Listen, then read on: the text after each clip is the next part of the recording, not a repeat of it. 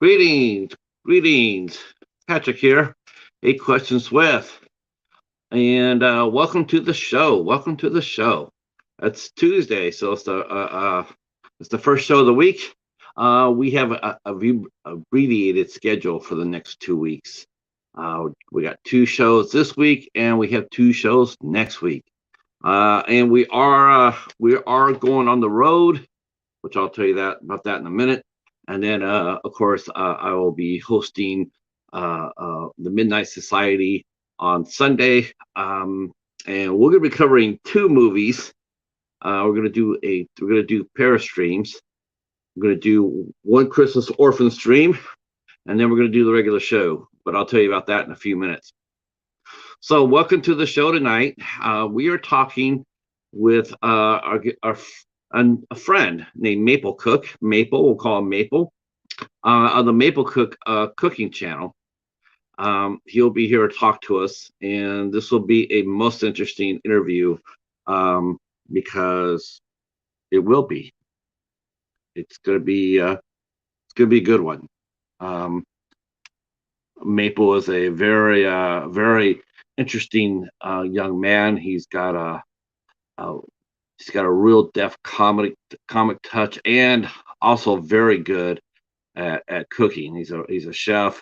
He loves food. He likes to cook. Yeah, Maple Cook's channel is fire, isn't it, Meg? Definitely. I've been over there. That's how, when I went over there, he started leaving comments on my channel, and I went over there and looked at his, and I was like, oh my gosh, this is so much fun. I'm a foodie. I love food. Hey, Stephen, how are you, sir? Oh, you're sick? You got the Irish flu? You got Spookala fever? Hopefully you're feeling good. Hopefully you're feeling good. Yeah. Stephen had a great time down in Spookala this past weekend. Posted up a lot of pictures, teased a lot of potential fun and activities over on the House of Horrors. Yeah, probably. Yeah, because you've already had the COVID twice, right? So there's no way you're gonna get the COVID 3 times. Wow. Okay. Well, as it is, our guest is here a little early. That's awesome because you know how I roll with that. I'll have him come up here in a minute. So yeah, this is gonna be a really interesting interview. I'm gonna have to be a surgeon today, I think, and that's a good thing. I like challenges, and and I do think that Maple has a story to tell, but we're definitely gonna let him try to see if he can tell his story the best way he knows how. But we're gonna have a lot of fun too because we're gonna ask a lot about recipes. We're gonna ask a lot about cooking. We're gonna ask a lot about traveling. He was over in Japan. He's grown up in Canada, so it's gonna be a lot of fun. Yeah, we're gonna talk to him about that too, Meg. I'm gonna talk to him about the keto diet. I'm sure he has some opinions here. Hi, Tiffany. Glad you're here. Glad you're here. Yeah, you're gonna come more often to these shows, Tiffany. These are a lot of fun. So I'm gonna go ahead and bring him up now because whenever a guest gets in the basement, I don't want to leave him hanging there. Even though we're supposed to start at 8, but what we'll do is we'll just bring Maple up now a little bit and do some light talking. The chance for people to get here. Those who can share us out or are willing to share us out, that'd be awesome. But I'm gonna go ahead and get him right now.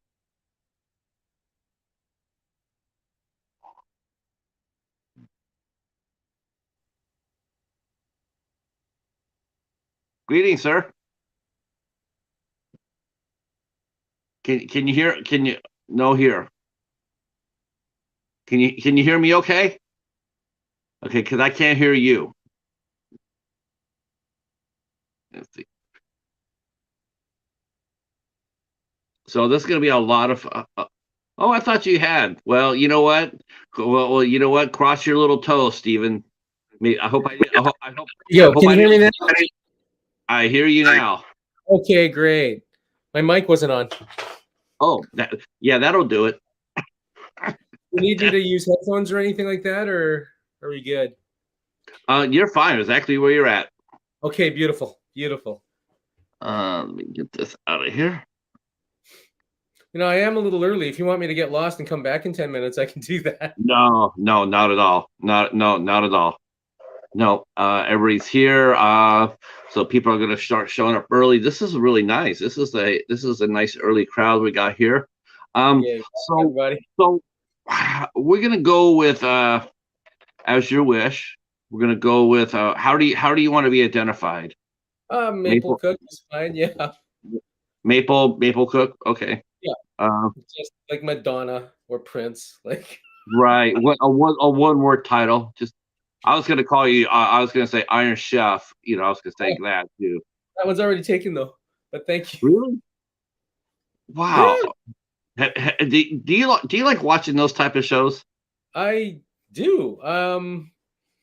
Yeah, it's funny because back in the day, I'm talking like 20, 30 years ago, I'd watch a lot of TV cooking shows, but recently, because of the YouTube thing, I'm in contact with a lot of people on YouTube. So, nobody watches TV anymore, I don't think. So that includes me.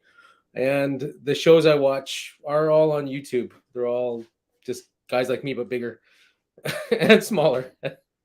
Uh, yeah, because I mean, you're right. Because I personally don't really watch TV anymore either. I don't have it hooked up. I don't have anything. I have either YouTube or on the net. I have Tubi or Pluto. As far as that goes, or it's all about physical media. Uh, Everybody's saying hello, Maple Cook. Hey, hello. I cannot see the chat, by the way. I'm not ignoring you. What I'll do is I'll just go ahead and stop intermittently, and I'll catch Sure, up with the chat and sure. have questions and whatnot. I just don't want people to think that I'm ignoring their comments. I just honestly can't see them. But thank you very much if you're writing something. Yep, we have our friend Meg is here, our friend Tiffany's here, Sean's here, Stevie Loves Horror's here. Hi, Sean, how are you, sir? Glad you're here. Glad you're here. Uh, so yeah, because we get a lot of interesting people to come onto the show, as you know, because you've been coming. You actually found me first, which is Did something. I?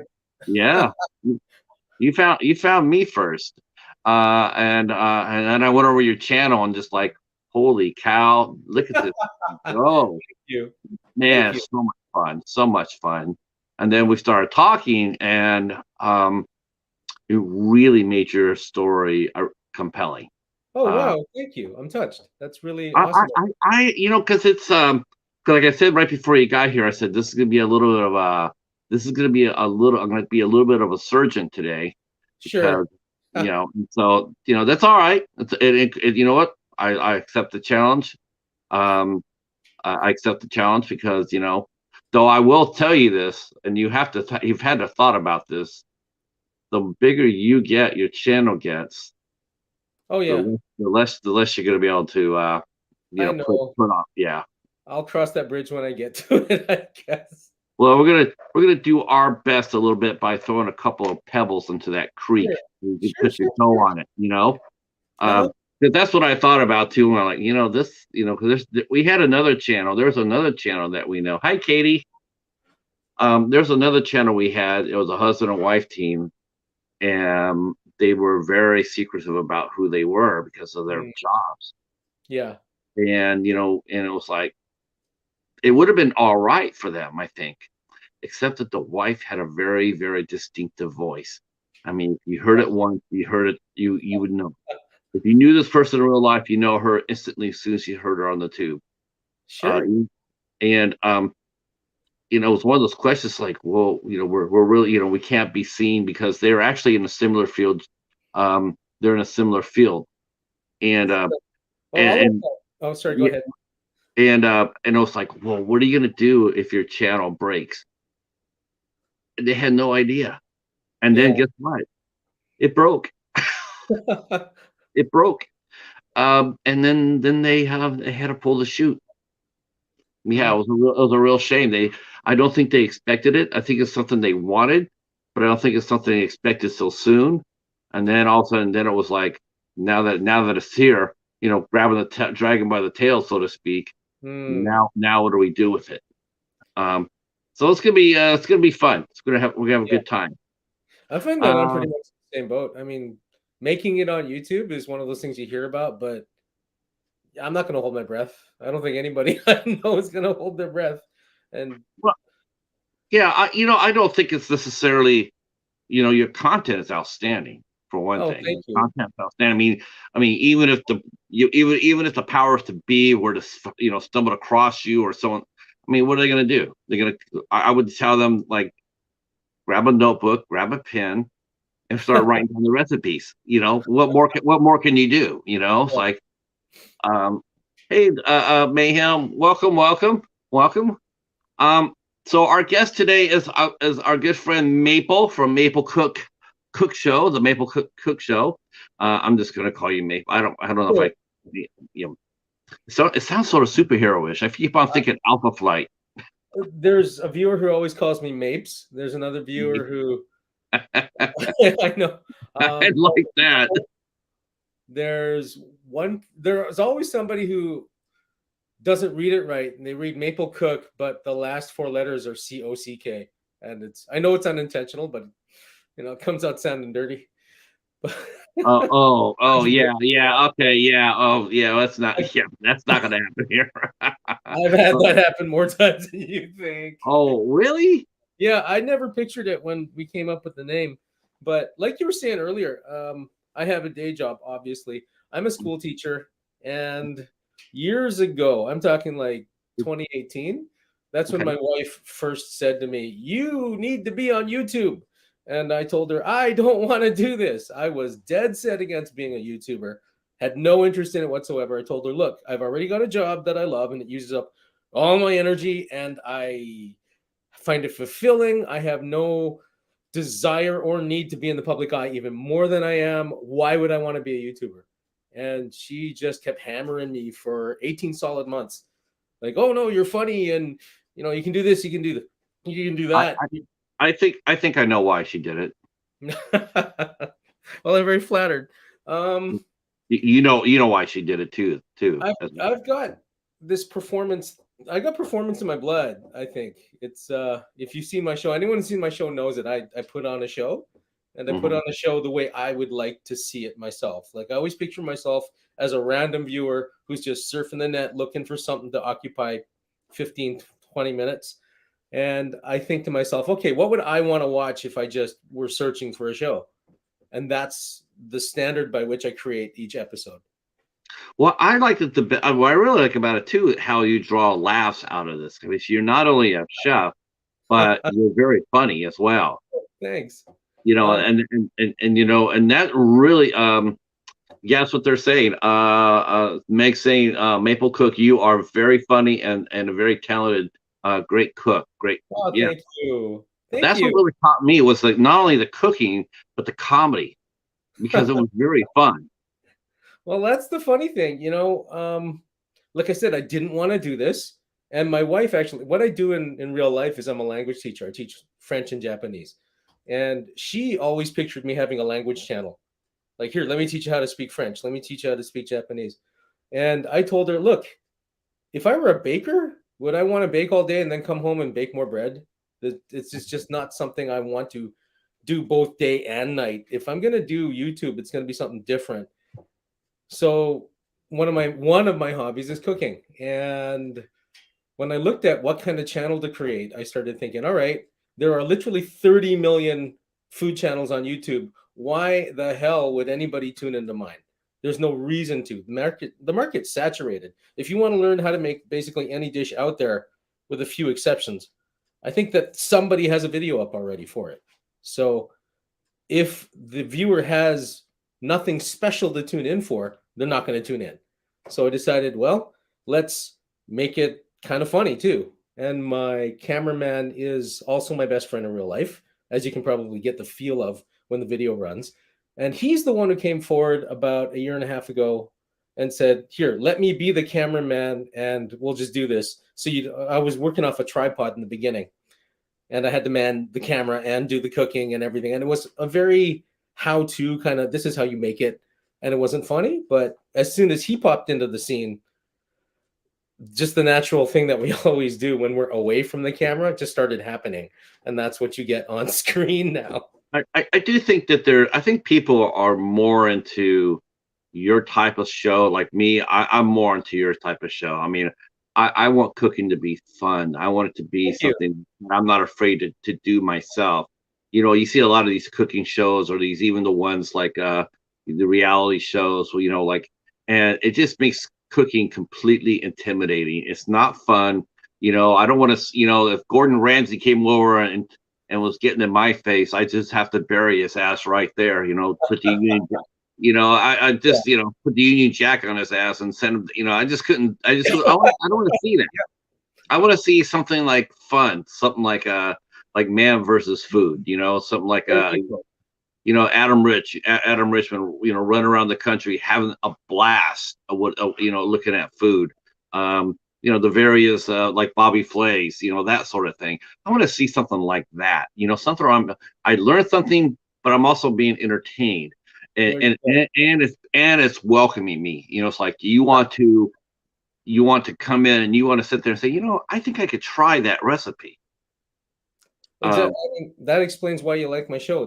What you just said is pretty much my mentality towards creating every episode. That's what I want people to come for. If you wanted to learn how to cook from me, yeah, you could. But I think the main reason people show up is to enjoy a show. Sure. Be entertained and learn something and feel comfortable doing it. That's right. And I don't think that cooking is one of those things that really should be a victim of gatekeeping. Like there are a lot of guys out there who are like you mentioned Ramsey, and they will be the first to look down their nose at you and say, you're not good enough this, you're not good enough that, you're an idiot sandwich, you're a donkey, you're a donut. And I really don't believe that. I think that anybody who puts their mind to it can learn to cook and learn to cook well. And to be honest with you, I'm not even a chef, and I've never claimed to be. I'm just a school teacher who teaches language, whose passionate hobby is cooking. Right. That's the thing too. It's sort of, you want to be able to see the everyman. Like that's the thing. It's like, like our friend Hobbs was mentioning about cooking in his SUV, and he did. He was a van lifer, and he was and there's a lot of them around, and a lot of them cook out of their cars. They cook out of their vehicles and whatnot, and it's very entertaining. It's like, you watch him, and it's messy. It's a little bit sloppy, but they're out there, they're doing it. And then afterwards they said, "This is what I made." They'll show you what they made, and then they clean up their mess. And then we're like, that's really charming. It's really, and it's smart. It's educational. As well. And isn't it, as a school teacher? I mean, don't people in general learn easier when it's fun to learn versus? Absolutely. Yeah. Absolutely. And yeah, if you're wondering, I do teach class the same way I run the cooking show, except they don't swear. That's pretty much the only difference. You gotta have a little bit of you gotta be able to cut off a little steam once in a while. So obviously, so where did your love from? What came first for you? I think I'm gonna go ahead and put that first pebble in the water. But where do you think? Do you think you were more of a comedian first than you were a cook, or a cook versus a comedian? A comedian first, that's for sure. Yeah. That one came as soon as I was old enough to start understanding the world. And I just understood that jokes make me laugh, and this is a wonderful thing. And if I can do it, I want to do it. Like, it's just, I want to make people laugh. It's always been a big drive for me since I was, geez, if I put a number on it, 3, 4 years old, maybe, I decided, yeah, making people laugh is a good thing. I want to bring joy. I agree. I mean, comedy can be used in so many different ways. It's not just black and white with comedy. There's many layers to it, and many uses for it. And to make people laugh, to just draw attention to oneself, draw attention to somebody else, draw attention to no one else. but yeah, it's an interesting comedy is very interesting to me. It's not as simple as black and white. But No. what did you watch comics when you were growing up? Were you Oh, into comedy? Did you absolutely, I did. I watched a lot of Harold Lloyd when I was about 3 and 4. nice. And you remember Harold Lloyd, right? Yes. Yeah, and I watched a lot of Carol Burnett and oh geez, who else? All the Steve Martin, Eddie Murphy. Just love stand up. Just love it to bits.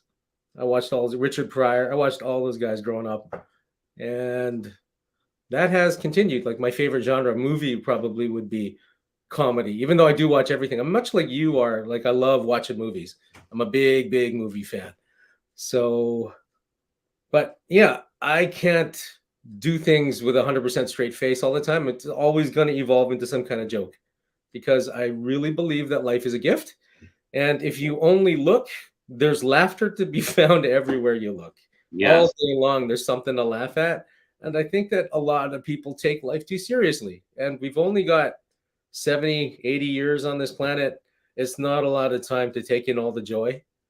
And it's being lost on a lot of people. A lot of people wake up, have a really dour, non-laugh filled kind of day, and they make other people feel no good. And then they go to sleep and they repeat it the next day too. So I don't want to be one of those people. I want to be the opposite of that kind of person. To draw comedy out of some of the most unlikeliest places. I mean, and you're right. You watch some of the comics, on the stage. I mean, you look at someone like a Richard Pryor. I mean, Richard Pryor, he had a hell of a life, you know, Yeah. and then even more so once he became sort of famous. Once he did come to that next level. Um, and I always saw Richard Pryor, and sort of like I do see with David Chappelle in a way. They want to be a comic first. They were comedy, comedy, comedy, and then somewhere down the line, they became more than comedy. They became storytellers. Yeah. Hmm. I really appreciate a comic that gets to that level to where they start sharing stories, Oh, I um, couldn't agree more more. more more than jokes. Hmm. Hmm. Um, Now, do you find yourself writing your material, or do you just find? Have you ever performed live as like on an open mic, comedy mic, or a club, or anything like that? Have you ever tried Actually, to? you're the first person to ask me that question. I've never said this before, and I generally don't offer the information. But yeah, in from 1988 to 1991, I did do stand-up comedy. Not solidly; it was off and on, but I was I was a sales clerk in a local department store when I was 17. And a guy came in and they had a one liner for everything. I thought it was like the funniest guy I'd ever talked to in real life. And he revealed that he was a stand up comedian and he gave me a couple free tickets to go see his show. But I was underage and I couldn't even get into the bar, right? Because 17, you can't be around alcohol. So I remember the manager stuffing me into the little green box or little box above the engineer's box above the lighting system. And I watched from there. And I thought, wow, this is really cool. I didn't know that this was a thing. And he came to the shop a little while later and he said, oh, if you like the comedy club, you should hang out there more. And who knows, maybe one day you'll get up on stage and start telling jokes. So that happened. And I told jokes on stage and then went up to the little engineer's box and enjoyed the rest of the show. And that's the way I did it when I was in my teenage years. And then I did it a little bit more when I was about 20. And then I decided I need a more normal life, like living at night and sleeping in the day and breathing in tobacco smoke and being around alcohol and drugs all the time and just showbiz people. It just wasn't the kind of normal life that I wanted. I wanted to settle down, have a career and a family and all that kind of thing and not tour around. So in 1992, I decided, all right, here's where I got to make my choice. And I decided to go to university, get a degree, and become a teacher. Ta-da! Oh, I know. I saw that. Look at we used. Holy crow! Look at that. It's paranormal activity. Ah, Uh, yeah, that's right.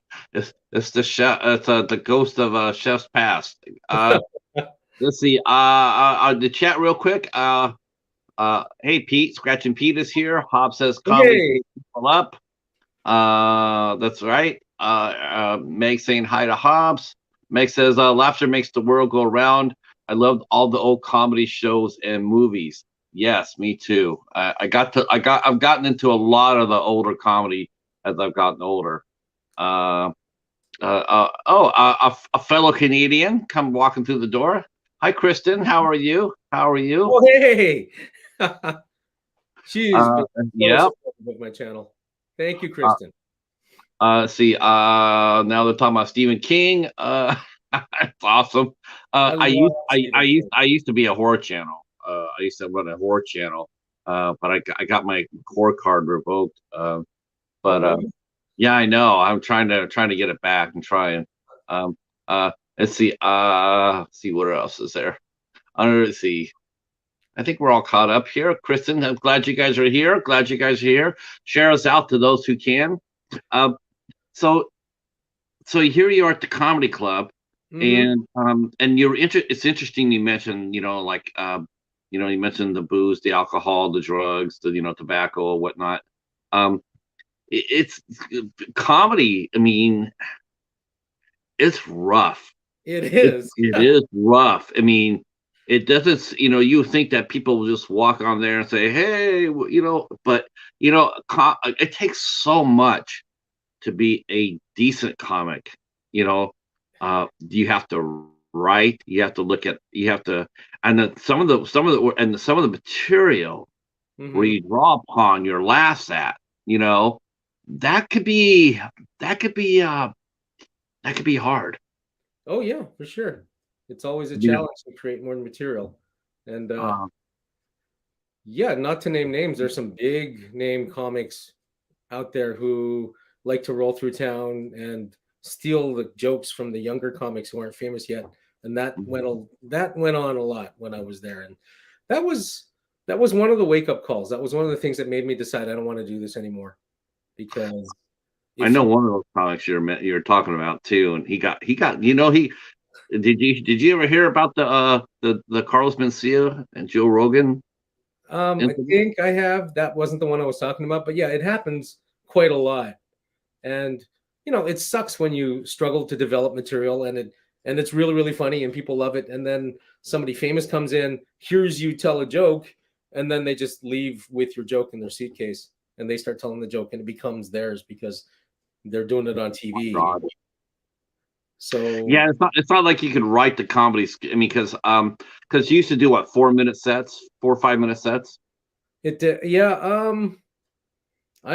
I was only an opener as far as I got, so I can't even remember. I think that was like 10 minutes. Wasn't Yeah, it was about 10 minutes. And That is yeah, I never got so. hired. I never became a headliner, if that's what you're wondering. But I didn't stick with it long enough to become a headliner. Um, And any regrets about that? no, I think that having done that was one of the best things I could have done for my young life because it gave me everything I needed to be good in the classroom. And that was when I became a teacher or when I became a substitute teacher. Like you start as a student teacher, then you get a job as a sub, and then when you've subbed around enough, somebody either retires or dies or whatever, and a space opens up, and then they call you and say, "Hey, listen, there's a space open at this school. Do you want it?"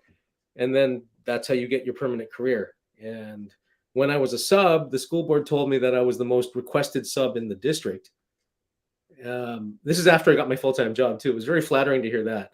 But apparently, it was because of the comedy. I'd come in and I would never be afraid of standing in front of a class and delivering the material in a way that would make you laugh. And the kids started going to the principals and saying, "You need to hire this guy full time. We want him on staff, on permanent staff." So it Uh, was very beneficial. was it foreign languages? Were that what you teaching in your school? That was the main thing. But when you're a hungry young substitute teacher, you take whatever job comes your way, right? So if Right. if the call comes in, oh, we need you to teach sewing, or we need you to teach Mandarin Chinese or something like that, you go, oh well, I don't know any sewing. How am I going to do this? Oh, don't worry, the regular teacher's already left everything prepared for you. You just have to come in and be a supervising entity in the room for days like that. That's what you do because you need to survive, right? Right. See, Hobbs was mentioning, I feel like it would be very difficult to do comedy. Um, do you, what are some of the, I mean, we already talked about some of the comics you watched growing up. Is there any comics today that, that you look at today and go like, versus, are today's like I've asked this before. Mm-hmm. Um, are today's comics more funnier than yesteryear, or do you feel like do you feel comedy is in a bad spot as far as probably not in Canada like they are in the States. In the States, everybody is it seems like every year more and more censorship is encroaching on us. I think, Um, yeah, you basically answered the question. That is the way I feel about it. In the old days, you were a lot freer to say a lot more things that were funny, and people just understood that you were joking. And now there are a lot of things you just can't even mention without everybody jumping down your throat. So I'm glad that I'm not in it anymore. That's another reason I'm glad. Um, yeah, I think there's a balance to be stricken between, say whatever you want, and these things are not sayable for social whatever politically correct reasons. Um, and to your point, I think that maybe the pendulum's kind of swung a little to the stricter side right now. So yeah, I do think that modern comedians have a tougher job than comedians say 40 or 50 years ago did. what's it like? What's the? I mean, I know you must keep track of the various comics and comedy clubs around in your area. Just out of curiosity. Um, Um, Not so much anymore. Like that was my life in 1992, right? That was 30 years ago. So I know that there's a comedy club in my town. I haven't ever been to it. The ones that I used to perform at are not there anymore. yeah. And the comedy, as I knew it back in the 80s and 90s, it's not the strong thing it used to be like nowadays. Like I think it had its heyday. If I were to say when the heyday of comedy was, I would say, yeah, it was late 80s, early 90s. That's when a lot more people were consuming it as a form of entertainment that compared to now. We didn't have social media, we didn't even have cell phones. And going to a comedy club and enjoying yourself was one of those awesome things that you did back in those days. But now it's competing with every other kind of media out there, I think. Let's see. Let's see. Hobbs mentioned. Did you ever get a chance to see Gallagher? God, I haven't seen Gallagher since I was Not live, no. God. Yeah, he enjoys prop comedians. Yeah. Those are pretty good. Um, let's see. Gallagher was great. Yeah, I I haven't love seen. Gallagher I mean, I only saw him on TV, but yeah, he was definitely somebody who I made me laugh. I remember when Showtime first started. It seemed like that was one of the big things on Showtime was to get a Gallagher special, and they show him smashing a watermelon. Yeah. Well, watermelon out here, some places watermelons are $20 for a watermelon. You ain't gonna need anybody smashing watermelon around here. Not today. Let's see. Meg says, "I bet Maplecook is a wonderful teacher. Kids will love him." Yep. Kristen mentions everybody loves a funny teacher. We did. And Meg says he has such a good personality. Funny teachers are always the coolest. And is it true that substitute teachers are the funnest because they basically are coming in, they get to do whatever for the day, like Mr. Jones is sick, so you got the class for the day. You come in there and have havoc and have fun and have laughs, and then you ride out. It's sort of like a grandparent, you know. You're Yeah. sort of like a grandparent. You're like, Just- okay, here's your kids back, and they're all amped up on sugar and soda and video games. It's like, it, if you uh, want to work it that way, it can be worked that way. And I'd be lying if I said I didn't run it that way. Yes, I did come in as a substitute.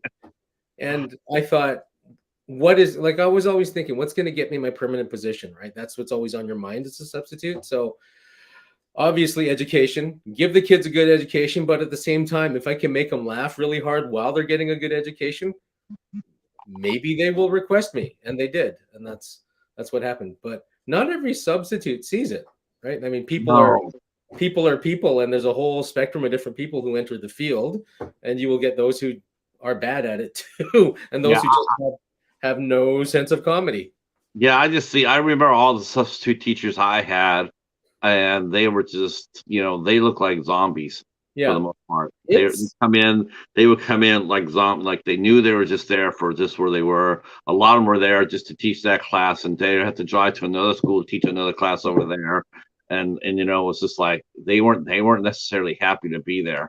it can Uh, drag you down too if you're not suited for it. And I found that being a substitute got a lot less respect than being a regular teacher, because the kids, as a regular teacher, they have to deal with you for the whole school year and you affect their mark and blah, blah, blah.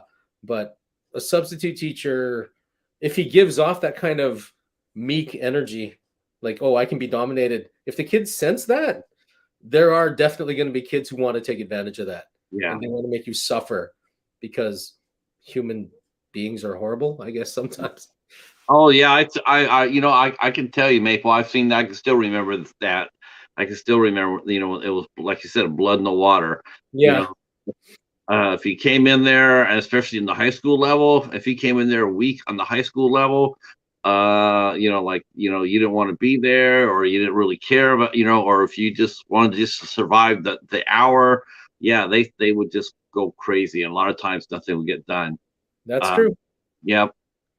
I bet they were sort of surprised though you know when it's like all of a sudden here's our teacher. He's fun loving and everything, and all of a sudden he comes in there, and all of a sudden it's like, look, there's time for fun, but you're here to learn. That's the most important thing. Not me getting you to say for laughs. Me is I'm teaching you something. I want to leave this, even if it's just for 45 minutes. I want to leave you with something Hmm. for that you can take with you. I mean that's the way it should be. I If you agree. um let's see Kristen's mentioned about cancel culture is terrible. It is. A lot of people like to complain or constantly want their voice heard over everything. My dad had a saying: some people are the seagulls. If they're not pooping, they're squawking.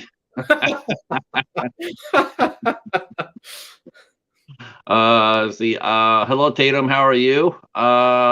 Echoes here. Yeah, that's true, isn't it? But like there's a fine line. But did you have that comedy streak in you?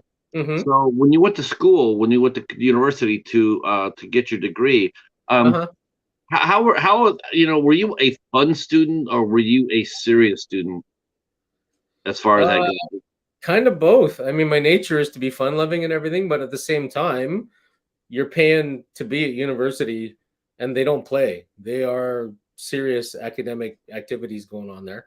And if you screw around and you're just a clown all the time, you're not going to graduate. It's that simple, right? So when it Um, when right.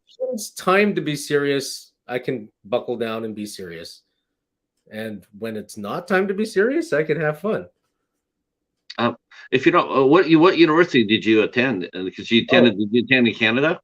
yeah, I did. I'm not going to say the name because that's a little too on the nose, but it's one of the two major universities in the Vancouver area. And Okay. people can figure it out once I've said that. Yeah, I was gonna say it's not like American here. We got hundreds of those colleges everywhere, but Canada's a little bit, yeah. So when you were there as a student, I mean, what was your favorite subjects? I mean, what were some of the subjects that really caught your, and why did you want to, did you always know that you wanted to teach language, or did you have any idea of what did you want to teach? My father told me when I was 11 years old, you should be a teacher. And I didn't really have any reason to go against him at the time. And I just accepted it. And to be honest with you, except for the one detour when I thought maybe I would do comedy professionally, it's always been about let's work towards becoming a teacher. So we're talking, yeah, for 40 years, I've just been working on being a teacher, really.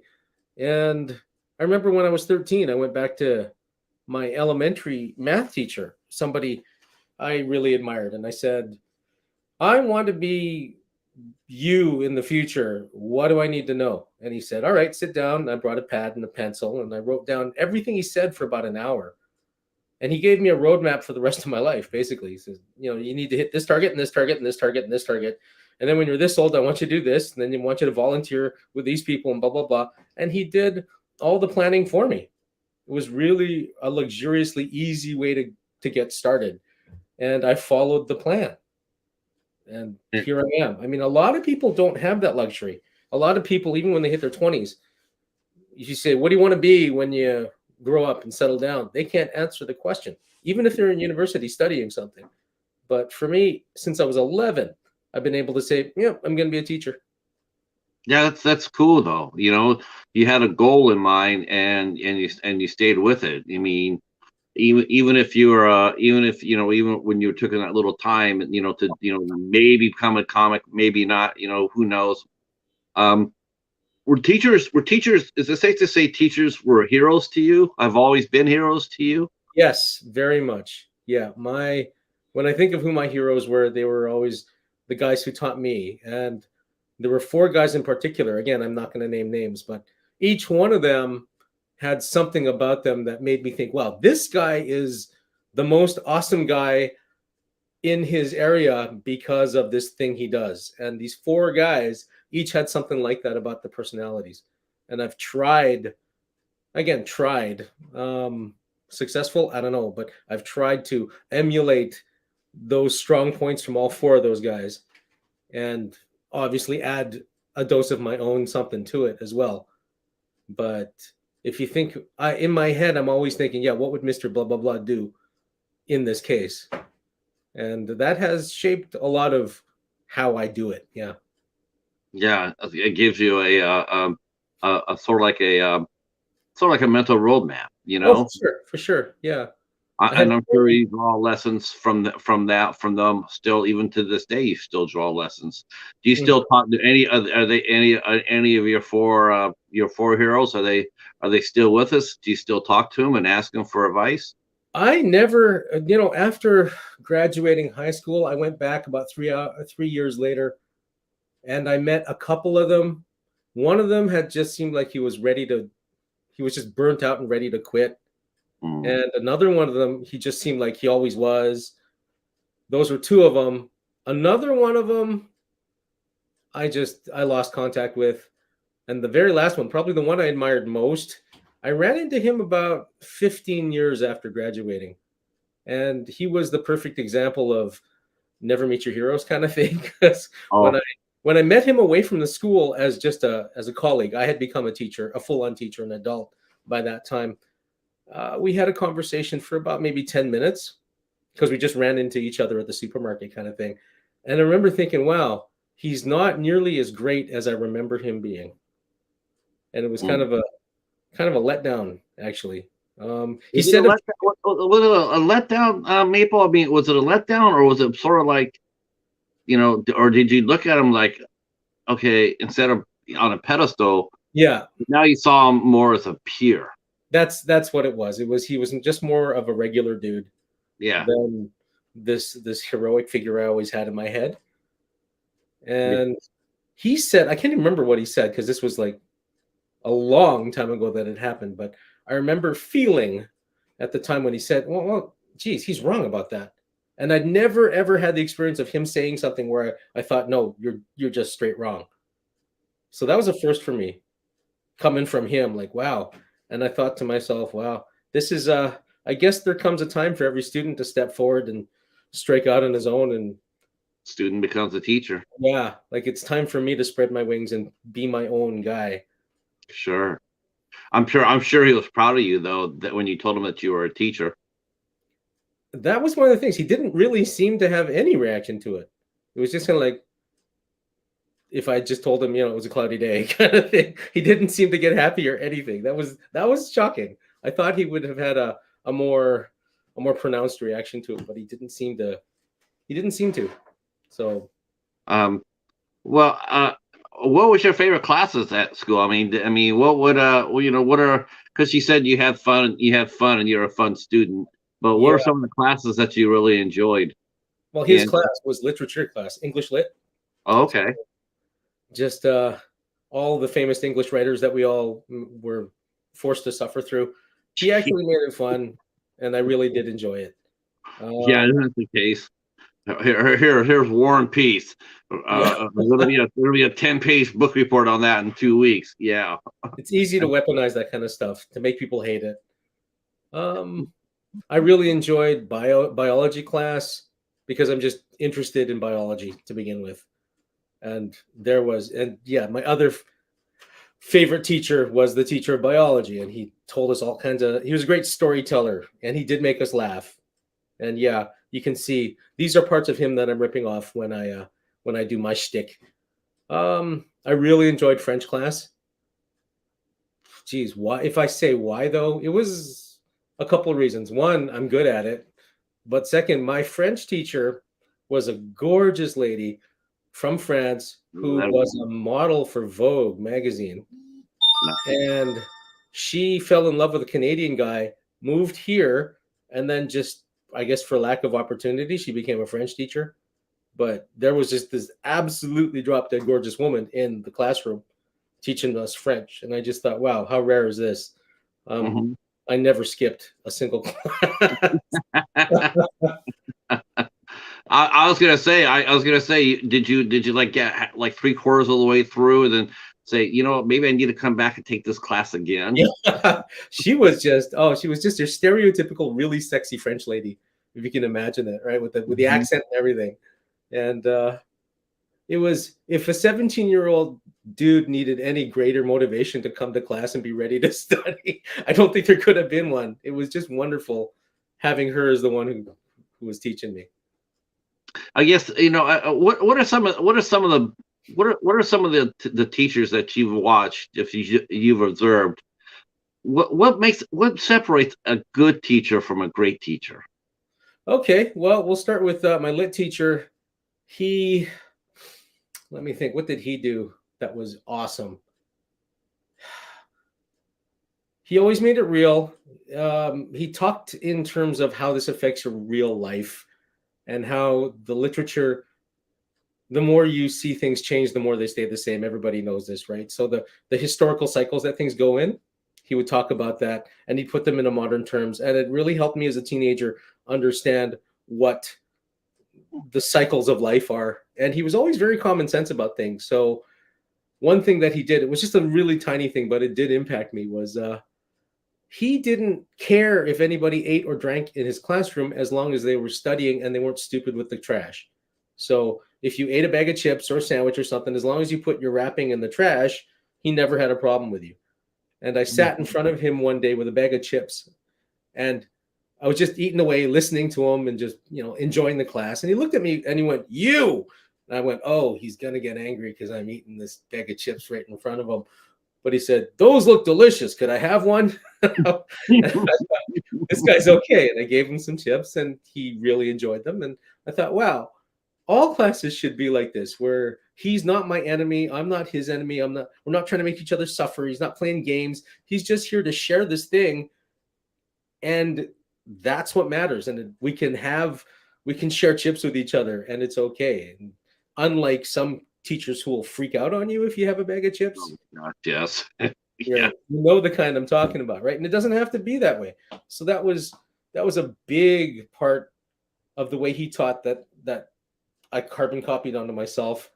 My bio teacher, his big thing was he had a story for everything.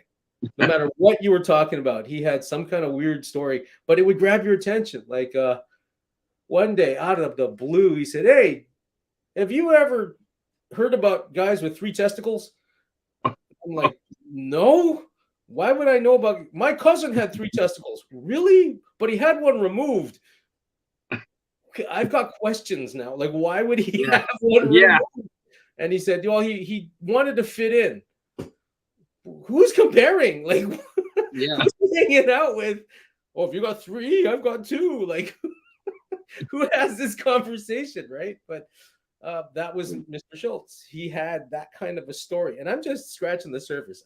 Every single period, he had some kind of story like that, and he enriched my high school days because of that.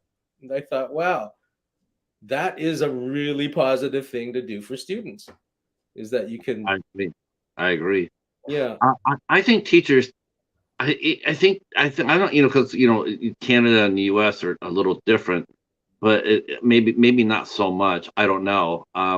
It just seems like teachers today, they make more money. I mean, they make damn good money, but it just seems like their job has never been more difficult than it is now. I mean, today, to be a teacher in today's, especially here in the U.S., man, I mean, I've heard of teachers being heroes, and like, when where you're growing up, you look at them as heroes, and growing up, you're going like, okay, it might be a little overstating it a little bit, but then again, today's world, teachers really are, they really are, sort of are heroes. They have so many. There's many things that their coat over, that their coat, they wear that coat of teacher. It imbues many things and duties that a teacher has that it maybe not used to have, as little as 20, 30 years ago. Um, what are some of the biggest changes that have you seen since you started teaching versus when you first started versus now? Oh, geez. How do I answer this question without getting my bosses pissed off? Um, let's see. I'm going to have to be really selective with how I answer this question. You'll have to forgive me. I think a lot of the teaching philosophy has changed. Um, without going into really deep theory, I don't know. Like, if you can play an instrument, I don't know if you play any musical instruments, but people who play musical instruments know that there's a real life version of the playing. You can pick up a guitar and bang out a tune on it, and you can be really, really good at it. And then there's the music theory behind it. And a lot of people who can play guitar really well do not do musical theory very well, and maybe vice versa. I'm not musical, but that's an example that's coming to mind. I find that educational theory is good in theory, but when you put it into practice, there are a lot of real life constraints on what you can do and still get the job done. And I think that the theory doesn't take the nuts and bolts of real life into account very well in a lot of cases. And I think that modern teachers have to learn to do that juggling act, to learn to balance everything and still do a good job. And that's, I think, really, really hard. That wasn't the case decades ago. And you mentioned pay. I'm not going to mention what I get paid. I don't want to talk about that. But put it this way, I went to university for 7 years, and my dentist is a former teacher. And she's working on my teeth, and she's going, I pity you. I quit your job because I knew that it was overworking me. And now I do this, and I can tell you, being a dentist is easier than being a teacher because I lived your life and I don't like it. And I get paid more than you now.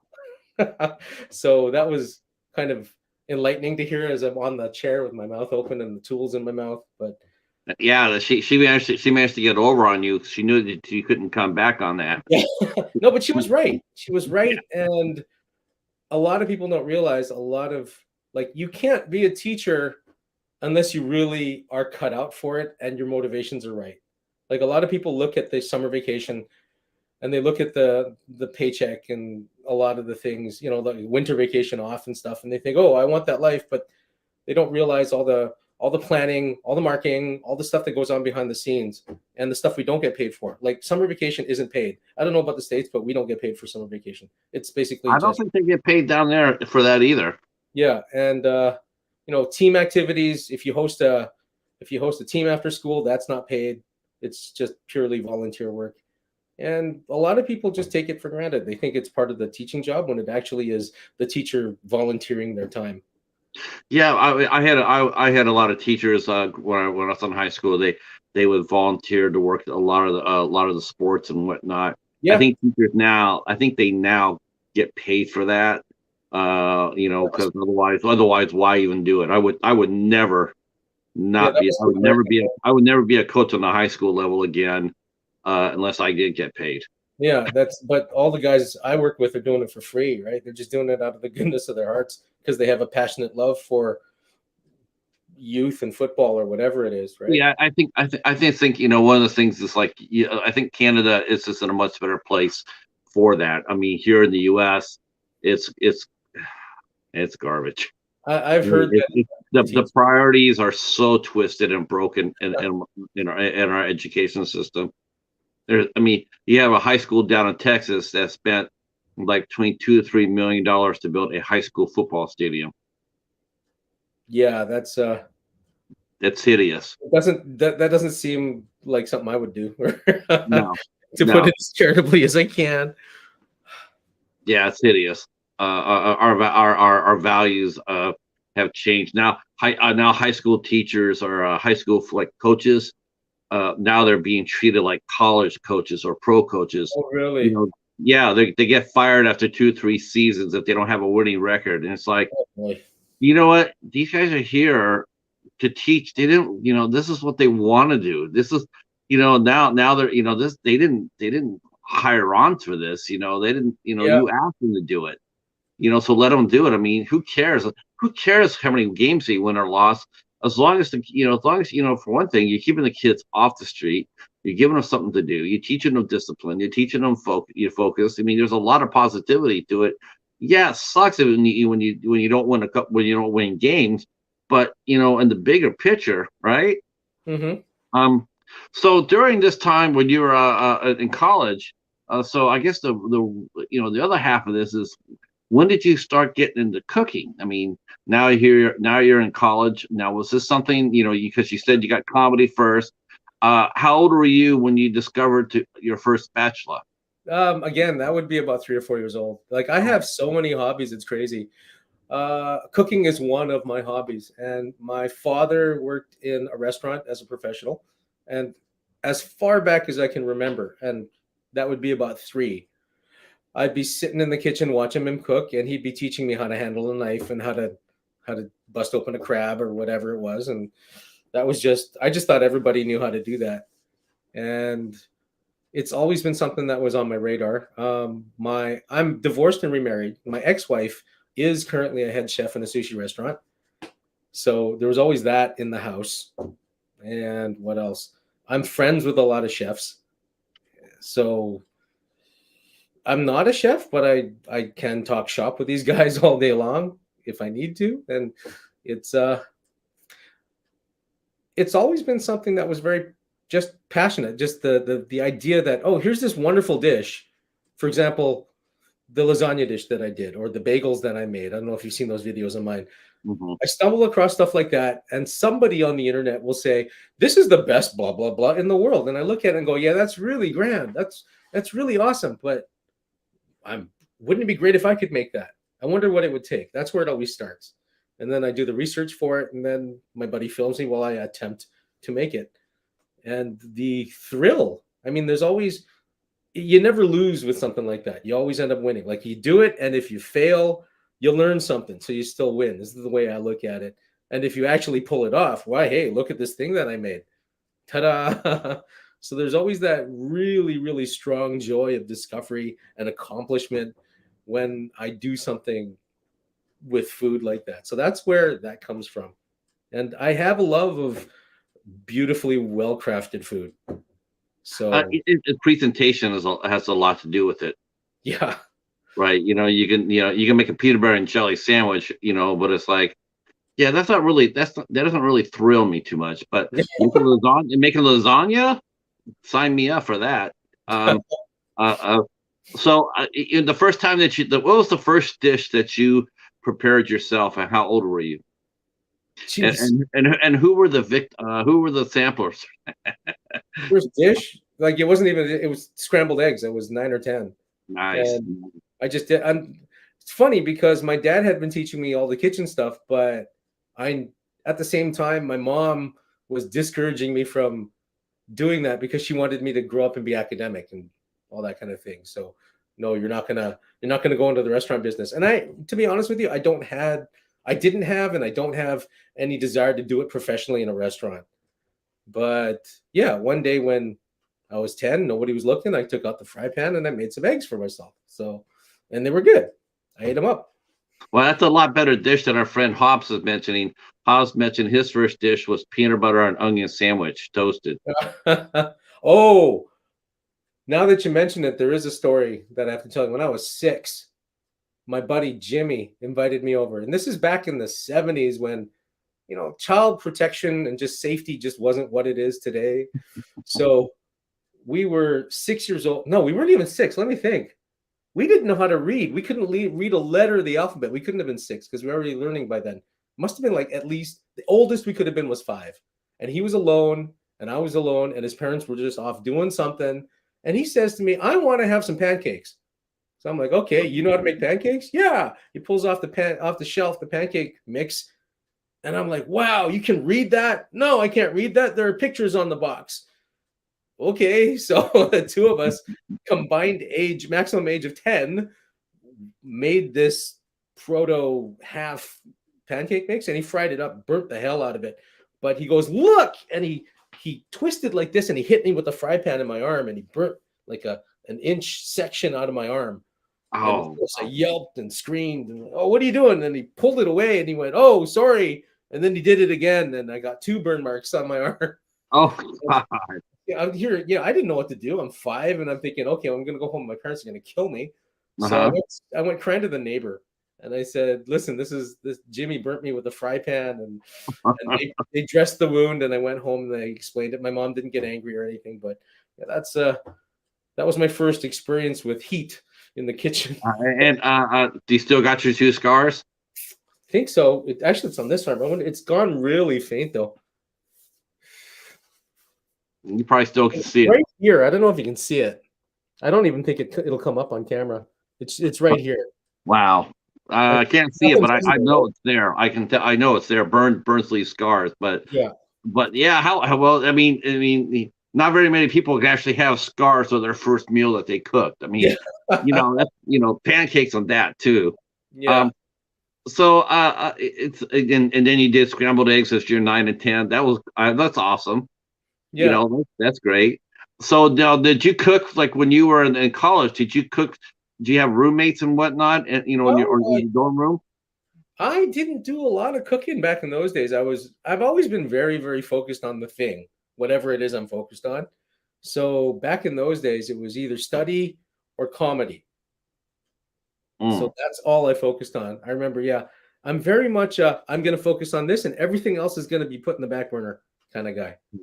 So even though I did love it, I put it away until, let's see. Oh, wait a second. I worked in a couple of restaurants when I was late teens, I guess. I got back into food a little while for that, but then I let it go again, focused on my studies. And then I went to live in Japan after graduating. Yeah, and for 5 years, I didn't cook a lot so much as I studied a lot. There's a lot to learn about Japanese cooking, as you can imagine. It was just a different universe of common sense in the kitchen around this food and that food and what this ingredient is and what this means and what happens if you don't do this on time. And man, I learned a lot during those 5 years. Japanese chefs are amazing, aren't they? Yeah, they're for sure. I mean, I used to watch Chef Morimoto on Iron Chef America. Yeah, there you go. The Iron Chef. Oh my Lord! It's just some of the creations that he would come out with. It just be like, and his presentation, and it was just like, this is freaking amazing.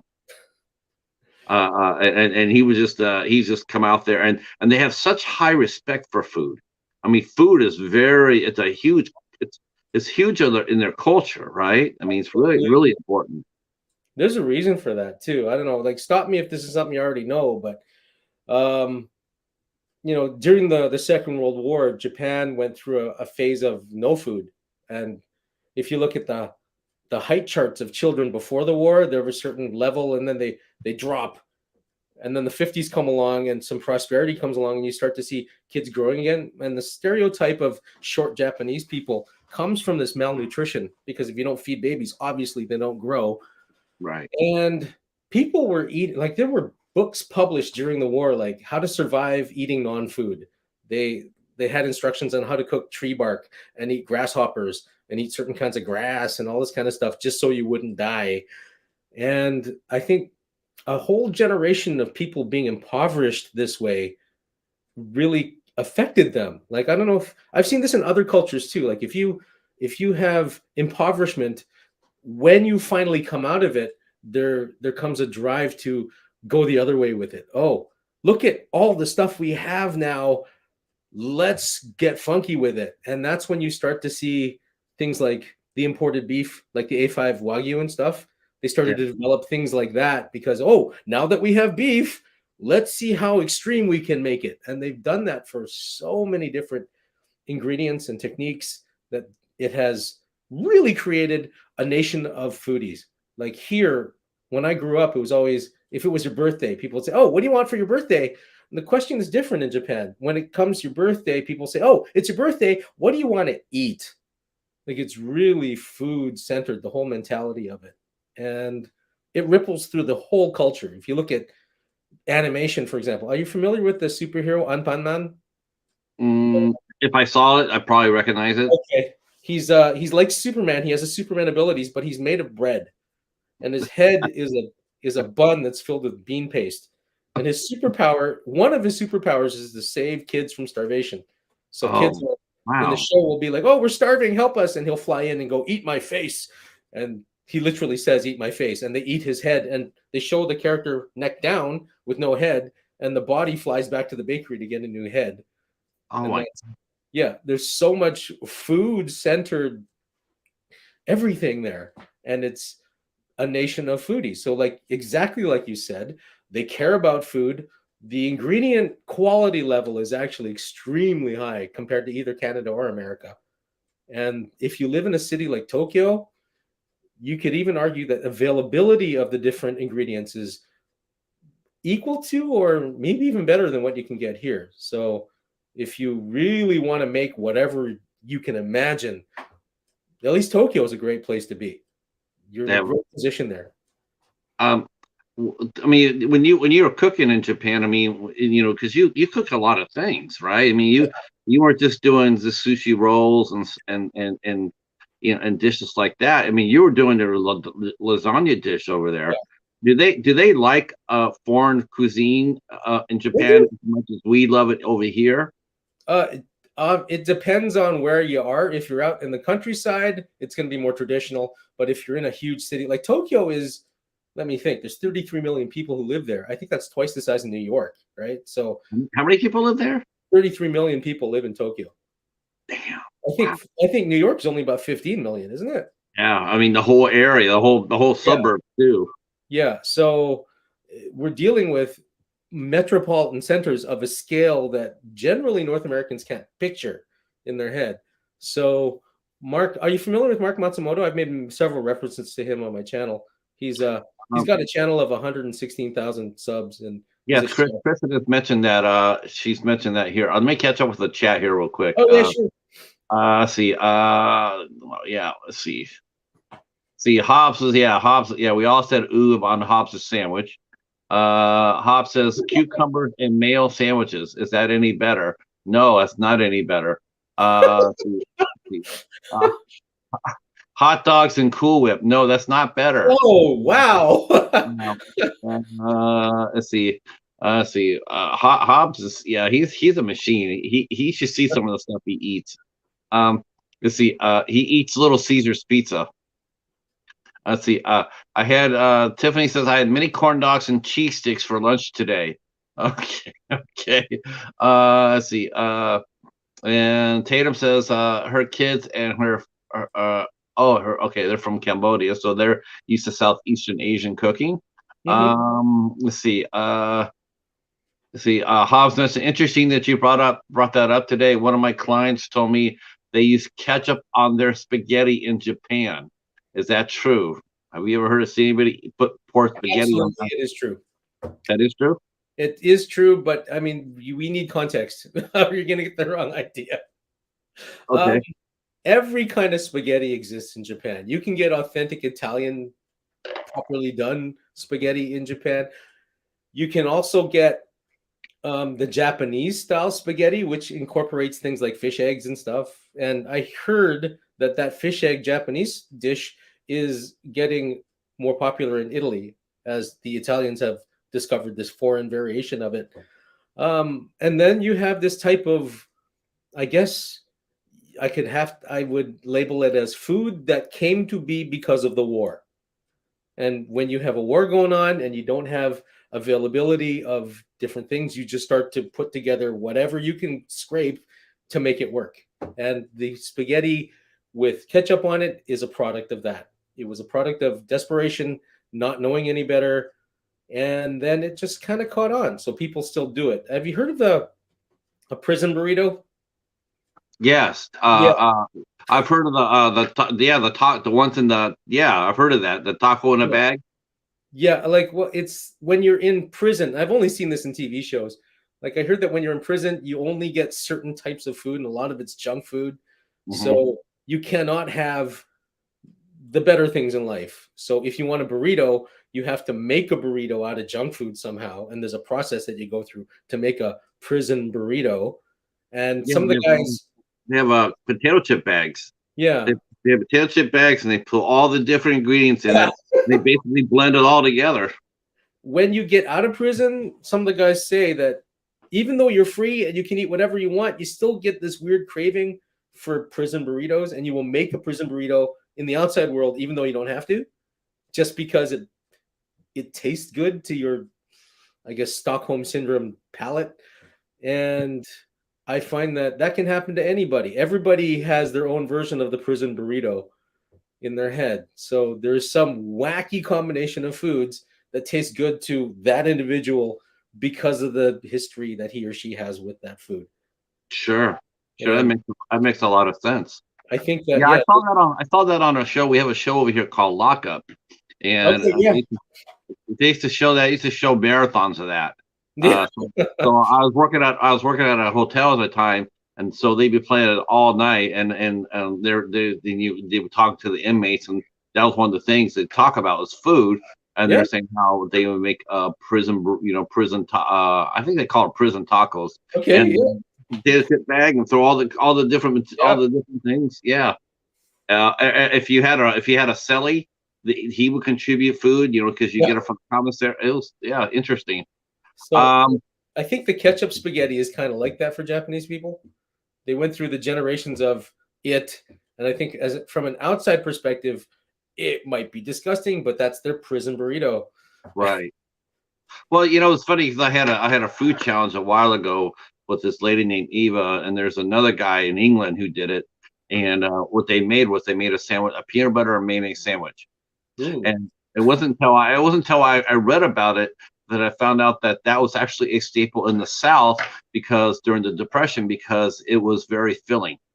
there So you go. they made peanut butter and mayonnaise sandwiches Yeah. because it was filling. Not, it was good, but it was also very filling, and they could have one, and they would be they would be full.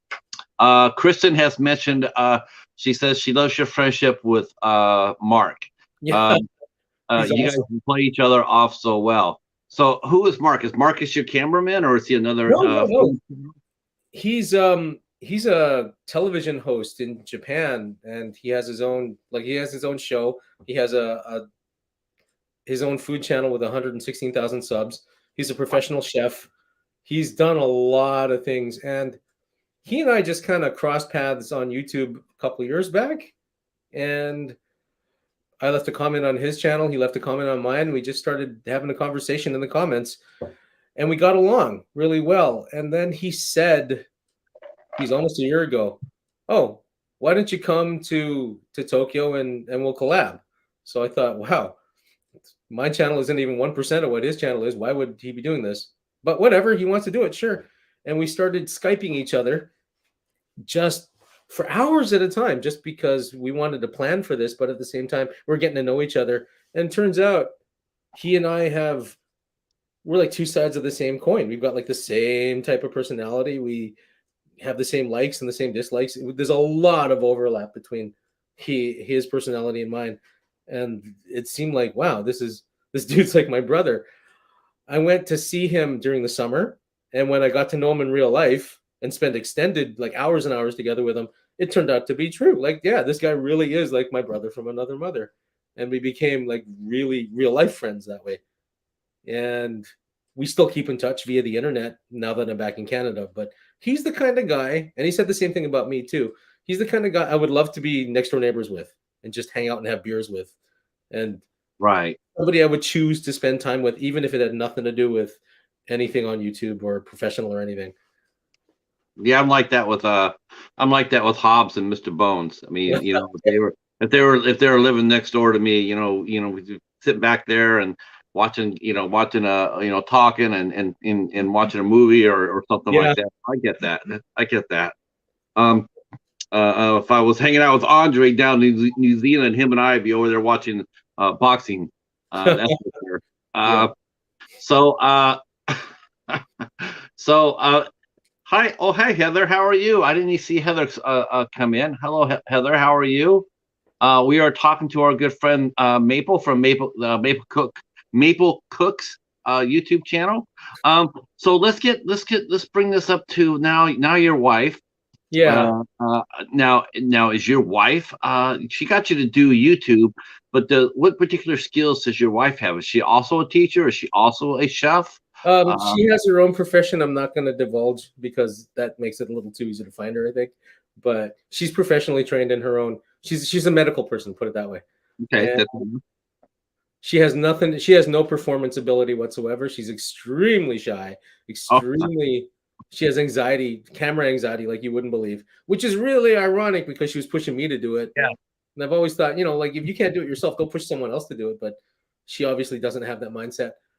Well, either that or she's a hell of a talent buyer. She knows she knew what she knew what she had in you to entertain her. So I'm going to go with that. Okay. But yeah, it's funny. The name Maplecook too. It was how many different? We had hundreds of different versions of channel names we had both thought of, and I hated all of hers, and she hated all of mine. And I came up with one that I thought for sure I was going to use, and she shot it down. She said, "No, no, no, that's a real obscene word in Japanese. You can't use that." And so, so I just I had gone and made the account and everything on Google for this other name, and she just said, "Absolutely not. I will not allow you to have that name." So Uh-huh. that's just dead in the water. And then I was just out jogging one night, and I'm looking at the stars. It was nighttime, and as I ran past a street sign, one of the street signs said Maple Street, and I looked at it and I thought, I'm Canadian. It says Maple, and it's a cooking channel. Maple Cook, why not? And I said it to her, and she goes, "Yeah, I have no problem with Maple Cook." So Maple Cook it became. That's how the Oh, name came to be. okay. So, did you sit down and decide? Because you had a little bit of background in comedy by that time, as far as Uh-huh. performing and writing things and whatnot. So, were you able to sit down and write out your first script, or did you just go off the cuff? I was. It came because I had no intention of being a YouTuber. So the catalyst was 2020 lockdown. Everybody was just inside anyway. And I thought, I'm inside. I might as well. She's been bugging me for a year and a half. Why not just give it a try? So I decided to start the channel at that time, not really having any idea what I was going to do with it. So I thought, okay, what do I like to do while I'm at home? Well, I really like cooking, and I haven't had a chance to really cook anything for any other reason. Let's make it a cooking channel. What are we going to do for a cooking channel? And I thought, what's really popular and what's something I'm familiar with? Well, I know how to make sushi.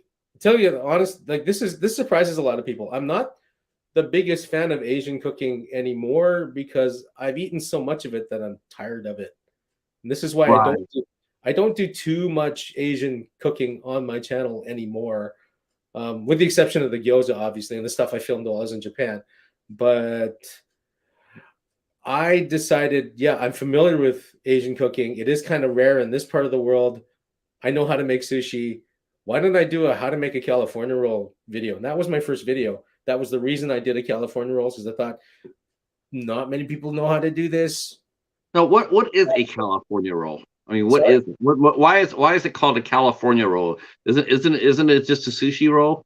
It's got competing stories behind it. I guess the most valid one I've come across is it was invented in California, not Japan, and it's a foreign type of sushi. Foreign meaning not Japanese. Uh, Normal Japanese sushi rolls are seaweed on the outside, rice on the inside, and this one was made inside out on purpose to accommodate. So I hear Caucasian tastes because the Caucasians didn't want to look at the seaweed because it was ugly, so they turned it inside out to make it more cute. palatable. Yeah. And that having rice on the outside was a very, very North American way to make sushi. And to this day in Japan, if you show somebody this type of sushi, they immediately can identify it as, oh, that's that foreign sushi. Now, do they respect the dish, or is it, do they get pissed off that we bastardized it? In the last 5 years or so, I've heard that it's starting, North American style inside out rolls are starting to make inroads and being served in some Japanese establishments. And the Japanese seem to like it. But it is that foreign import. It's like ketchup spaghetti. Mm. Right. Yeah. I mean, yes, you could. Yeah, that I can see that. You could add your own twist to it. I mean, and Yeah. especially when they talk about regional cooking, it's like it's cool because you go up there and say, "I'm making a lasagna." Well, how are you making a lasagna? Are you making a lasagna like Neapolitan style? Are you making a Sicilian style? Are you making a Verona style? Mhm. Roman style? It's always something different, Like Yeah. they don't put one spice, or they put their layers on different. Um, how I guess they try to do that. They try to do that to make the dish their own, or is that just how they just did it? There's little everything. I mean, definitely there's that mentality. Cooks and chefs will always say, well, how do I make this my own? But whenever you have a dish migrate, people are going to go for the most readily available ingredients in that locality to make the dish. And the perfect example of that is there was one foreigner living in the town. I lived in this really small town of 10,000 people, and I was half the foreign population. The other half was a guy from Virginia named Ben. And that was it. There were no other foreigners except for the two of us. And he said one day, why don't you come over for some American stew? And I said, wow, I haven't had stew in a long time. Yeah, I'll be there. I showed up at his house and he gave me a bowl of the stew. And he had these very distinct Japanese ingredients in them. Konnyaku. Do you know what konnyaku is? It's like a No. really thick jello. It's a jello that's so thick that if you threw it at the ground, it wouldn't splat. It would just go boing and bounce all over the place. Like imagine Oh, jello that's that hard. I think I have heard of that. They made a movie out of it called The Incredible Bulk. Oh, Uh, really? Okay. yeah. Uh, yeah. But he That's made a the stew, and I bit into it, and I got a mouthful of cognac. And I said, Ben, there's cognacu in your American stew. And he just looked at me and said, dude, we're in Japan. What did you expect? I'm just going to make it with whatever's available at the supermarket, right? So, again, it was a type of American stew made by an American that you would never find in America. what is it like shopping? What's it like shopping? In comparison to Japan versus Canada. Um, Geez, where do I get started with this one? They don't have ingredient limitations like I had pictured. Before I left, I researched how to make Japanese food like for real using all in Japanese ingredients because I thought if I don't do that, I'm going to be stuck and I won't be able to make anything to eat because they'll only have Japanese. That's not like that. When you go to the supermarket, you can find everything that they have here pretty much. You want spaghetti sauce, they got cans of spaghetti sauce. Not the brands you know, but they have all the stuff. If you wanted to live a purely North American dietary life over there, you could do it. There's Hmm. no limiting factor. Having said that, a lot of the stuff is going to be Japanese as well. It's easier to live a more Japanese style of dietary life when you're there. The stuff is available, like cornflakes, for example. A little tiny box of cornflakes. Well, at the time, geez, I think they were like $2 or $3 for a box here for one about that big, half the size, more than the full price. Like wow, I really. You look at it and you go, do I really want to spend $5 on a little tiny container of cornflakes, or should I just eat the local stuff? And 9 times out of 10, you end up just going, I'll eat whatever's easy. Right. I mean, because you got to still shop on a budget. That's right. That's right. Heather writes. She says, "I heard that Oriental food was specifically Westernized. That when I, for example, order Chinese or let's just say for the hell of it, Japanese, it's not actually traditional food. Do they make dishes? Do they make dishes if they see foreigners come into the restaurant? So they turn around and like have Are you one dish talking for about? Here in North America or over there in Japan? I think she's probably. I'm not sure. Are you talking about in Japan itself, or China itself, Heather? Or are you talking Australian? She's an Australian. Oh, okay. Because while she's answering, I'll answer the question. I know that for my area, this is in the Vancouver area, and I know I'm probably going to offend somebody when I say this. I haven't tasted any proper Japanese food in my whole time here, except for one restaurant. I'm not going to name the restaurant. But yeah, every other restaurant I've been to gets it wrong, either because we don't have the ingredients available here, or the chef doesn't have the know-how, or the chef isn't even Japanese. And I can taste right away the difference between real Japanese food from Japan and I'll say it, fake Japanese food we have in my city. And my city has a lot of okay. Now this is something because when you say about not naming the restaurant, now is that because that's like your place? Because everybody has that restaurant, right? They always have that one little secret place where they have the best food, the best atmosphere, and everything else. And I don't want to be accused of, trying to push like a sponsorship or anything like that. I don't have a biased opinion, and I don't want people to think that I'm selling anything, because you're not. I don't have any kind of relationship with the restaurant at all. I have no reason to speak good of them or bad of them, except for the fact that their food is really authentic. In fact, I was in there with my now ex-wife, and I was eating the food, and it was this omakase. You know what omakase is? No. It's when you just say to the chef, you know what, I'll just pay you. I'll let you decide everything on what I'm going to eat tonight. Just bring out what you recommend. And so he's giving out these dishes one after another. And I put it in my mouth, and I looked at her and I said in Japanese, this isn't like Japanese food. This is Japanese food. Like, this is exactly the same flavor. And he starts laughing.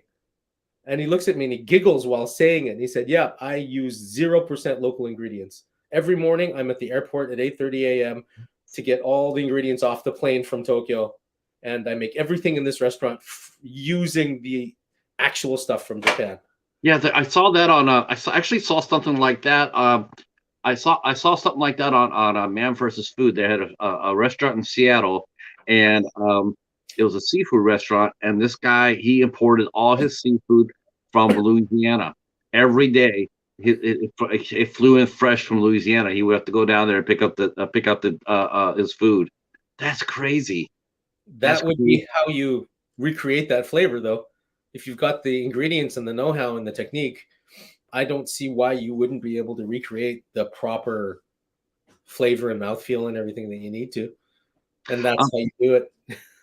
So what is your favorite dish? I mean, if they came to you and said, all right, Maple, you got one more meal here on the planet. Would you cook it yourself, but if you didn't, what would you eat? It's a tie between burgers and pizza. burgers and pizza are my favorite. Okay, now you can name. I'm telling you, we want to hear this. We do. We want to hear it. What's your favorite pizza? What's your favorite hamburger? My favorite pizza. All right, my favorite pizza. The best pizza I ever had was from a pizzeria in Brooklyn called Roberta's. Have you heard of them? Thin crust, New York style. New York, I believe. Hard to say. Yeah, it was. Roberta has their own thing going on. It was called the Beastmaster. It was all kinds of meats on it and stuff, and it had some gorgonzola on it as well. And it was exactly the kind of pizza I thought was just heavenly. If I were to have a last pizza, that would be it. Nice. As for burgers, there's one that I had at this local restaurant, and I will name this place because I don't even care. I have no business relationship with them. Let me say that ahead of time. But it's called the Hog Shack, and they do this Texas barbecue burger that has everything but the kitchen sink on it. It's got like a big thick piece of brisket on top of the patty, and it's got, I think, bacon, and it's got a bunch of different kinds of meats and seasonings, and it's like this high. I just loved it. So yeah. I would want it again if I were to have a last burger. Let's see. Let's catch up to the chat. Let's see. Yeah, this is fun. Fun. So let's see. We scroll up here. Oh, Echo saying that the amazing bulk is shown to kids who are bad for Christmas. You know what? You ain't whistling Dixie either, Echo. Uh, let's see. I'm sorry, Heather. Did I miss something here? I must have. I must have missed. I think I must have miscommunicated that. Let's see. Let's see. Yeah. Oh, Australian okay, yeah, she's mentioning how Australian Oriental food has been westernized to fit Australian tastes. That Um, that definitely is a thing. Yeah. yes. Yeah, okay. I got you now, Heather. I got you. And Um, it also has to do with ingredient availability. They're just simply there's a lack of the authentic ingredients in the new location. So the guys, even if they have the know-how, they're gonna be scrambling like, okay, how do we get the closest thing that we can get while using the stuff that we can buy? And here in Canada, every province has its own version of that kind of Chinese food. And it's I have a lot of kids who are from China in my class just because of the way the history of this area has unfolded. And they're not even Chinese Canadian. They're like from China Chinese people. And I showed them these these quote unquote Chinese foods from the different areas in Canada, and they were absolutely horrified. They couldn't believe what they were seeing because, like, they're looking at, well, dude, this is not Chinese food. uh, And one example is on the East Coast in Newfoundland, they couldn't get noodles. So there's a noodle dish that they serve out there as a Chinese noodle dish that uses sliced cabbage instead of noodles. And oh, yeah, you look at it, you go, there's no way that's a noodle dish. You just got cabbage in it, strings of cabbage. But to those people, it was the closest they could get. So wow. that's what is served. Um, do you and your wife cook together? Together sometimes. I think we did the other day. What did we made something together. I can't remember what it was. We made something together the other. Yeah, it was pizza. Duh. Okay. We made a pizza together the other night. It was Uh, awesome. that's Um, awesome. she's actually a better cook than I am. She's just I would happily I would happily hang it all up and never cook again if she was willing to cook every meal. I'd happily Uh, eat only her food. do you But do you cook do you cook most of your meals in the house, or do you guys do it 50-50? um when there's weekends, I'd say it's close to 50-50 on the weekends, but during the school year, I come home super tired from teaching all day. I have no energy to start cooking. Then she will handle most of the weekday meals. Okay, okay. You guys sound like a really good team. I love her to bits. I can say this like she was sent to me from the Lord. She's I'm glad. exactly the perfect woman for me in every way, shape, and form. Yes. I couldn't ask for more. She's amazing. So what's coming on next on your channel? What do you got anything, Blake? You got anything ambitious for 2023? Oh yeah. Where do you want to take where do you want to take Maplecook? I've got a lot of things planned. I've got the next two videos already shot. I have to edit them. One is a beer review. That was just kind of off the cuff. I got a message from a YouTuber named Virginia Fruit Grower. I don't know. Is he in the comments? Hey, G, Virginia Fruit Grower, are you there? No Virginia fruit grower. But he and I were just YouTube buddies. And then he messaged me. He says, "Oh, I'm going to be in your town." I'm like, "Okay." It was really like the day before. So I said, "Okay, let's get together for a beer." So we got together for a beer and decided, "Okay, why don't we film this?" So we filmed this, he and me drinking beer together, and we just review the beer. And I normally don't do beer reviews on my channel, but it was something that was food and drink related, and it involved this other guy. And, off camera, he seemed like a really cool, friendly guy, and we got along. So we're still friends via YouTube, and that'll be my next video. Really gorgeous girl appears in that video, by the way. The barmaid who served us, she was really enthusiastic about being in the video, and Oh wow. yeah, Okay. gorgeous. I'll say that. You'll see when I release the video. Now, Uh, at least I know one thing. At least I know your beer is going to be actually beer. Unlike there's some other channels that I've seen that try to drink beer. No names. Ricky. But that kills me. He's in the UK. He's in the UK. They got world-class beers in the UK. Yeah, That's one thing I have to say about UK. You know, they got world-class beers. You know, they have Guinness, for Christ's sakes. yeah. It just kills me every time I see him sitting there and he's drinking Budweiser. It's just like I says, you know, we call that piss water over here in America. You know, we Yeah, call it Colorado piss water. I And can't. No, yeah, it's just like I'm trying to get him to drink high quality beer. there's a Still huge looking out for difference. you, Ricky. There's a Um, huge difference between that and real beer. Yeah. yeah, Uh, real beer. We need real Sort of. beer. Yeah. That kind I, of Coors and Bud. It's just not real beer to me. no, I feel I'm so embarrassed. It's embarrassing. It's embarrassing to see an Englishman sitting there drinking swill from America when you can go inside of a pub and get a world class beer. You can get Guinness on tap, room temperature. I mean, what more do you want? Well, I'm gonna have a Budweiser. Maybe, It's the king of beers. Oh Lord. Oh maybe it's just prison burrito. You know. yes, that's his prison burrito. Yeah. But yeah, after the beer review, I have what else? Thunderjack, my cameraman, he actually did the cooking for it. It's banana bread. He just came up to me and said, "Okay, it's about time we did one where I'd cook again." So I filmed and he cooked this banana bread, and we did our usual shtick. So that's gonna be fun. That sounds fun. That sounds great. Yeah. Your Uh, channel's blowing up. I mean, you're almost already at almost at 2,000. that's I true. think Yeah. I think when I first saw you, when we first met, I want to say you were like at 1,500 for some reason. Maybe. I think you were at 1,500, and it wasn't.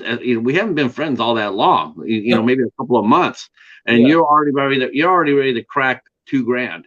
That's just amazing to me. It just says a lot about your channel and the quality of it. And I'm flattered. congratulations on your success. Well, I just like I said, I make videos as I would like to consume them. So if there are people out there who have the same taste in entertainment, I think they'll enjoy my videos. So Let's see. Let's see. See, Heather's saying Australians love beer. Have either of you tried Foster's? That is a trick question. Don't answer that. Don't oh, answer that. That is a trick question because if we say, "Oh yeah, we done all Foster's," we will get crushed. We will get. That is their version of Budweiser. I see you, Heather. I see you. I've never had it, so I can't answer the question even if I wanted to. Yeah, well, I got you covered. In fact, here she is right now. She's going like Australians hate Foster's, but it's our biggest export. See, if we would have said that, we would have said, "Oh yeah, Foster's put a shrimp on our Barbie, mate." We would have been crushed. They don't talk like that, actually. Yeah, she even see. I just caught her right there. She goes, "Yep, busted, sprung. That's right. Yeah, but you can't catch us slipping, Heather." I can't wait. I can't wait to see the banner bread. I can't wait to see what other things you got cooking. I'm going to be doing a deep dive into your channel even more so. Oh, thank you. I will say one thing though, if you don't mind me saying this, because I really want to say this because because I already put it down below. But Sure. can you put more pictures on your Instagram? Can you post up Oh, pictures of your dishes? I had no interest in Instagram. I didn't even know the first thing about it. It was Thunderjack, my cameraman, who originally said we should have an Instagram page. And I looked at him Mhm. and said, "All right, if you want an Instagram page, you be in charge of it." And then he did his thing with it. Everything on Instagram that has anything to do with my show is all him. Oh, 100%. okay. That's Yeah, all. you got to get into that because I went over there and it's like you have 7 posts. I'm going like, oh no That's no no no all no. him. We need to see a lot more of that I've because been to a couple. that'll pull people to your channel. I had somebody before him who was curating the Instagram page, and she just got sick of doing it. And then he took over, and I think that he's busy a lot of the time nowadays.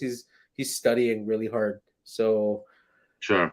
he doesn't have the time to. So I don't know. I know I don't have the time to curate the Instagram page, so I'm gonna have to find somebody, I guess, who has the time. I'm sure that won't be a problem, especially as your channel grows and grows. Somebody will come in there that's local and help you out. Uh, Okay. uh, I want to thank you for coming out. For Thank coming out you and for talking having to me. us. I had a fantastic time. You're a fantastic guest. I did Uh, too. yeah, the chat. You guys really kicked ass today. Thank you guys so much for coming out and hanging out with Maple. Tremendously fun, and we'll have to have you come back next year for Oh, sure and I'd catch love up. to. Yeah, Um, thank you. yeah, because your channel is sensational. I have all of Maple's information down below. You can join his Instagram page. It might be sleeping, but it'll probably be waking up here next year. And we also have his YouTube channel. So please go on over there and hit the sub button, leave some comments. Come back, tell us what you think of if you've done any of his recipes. Come back and tell us about it in the chat. Come back and tell us about it. And I'd like to get some opinions about it. And then yeah, we'll see you in the comment section for sure because you're very good at that. You're a very good commenter. I appreciate that. And thanks again for coming out. Hang out right where you're at. But to the Okay. chat, I will say tomorrow night we will be back here at 8 o'clock for actor entrepreneur Douglas Vermea. He'll be here at 8 o'clock. And then Friday at 10:05, I'm heading over to the Gorafos channel. We are watching Black Christmas 74. Okay, so maybe you're Canadian, so maybe you can answer this question. Uh-huh. Why? How did Margot Kidder ever become a star? I don't know. Thank you so much. I don't know either. I'm perplexed. So that's where I'll be at this Friday at 10:05 on Gorafos channel. Yeah, thanks for coming out, and we will see you tomorrow night for Douglas Vermean. Everybody else, yeah, thanks. Peace. Night, Say bye. everybody.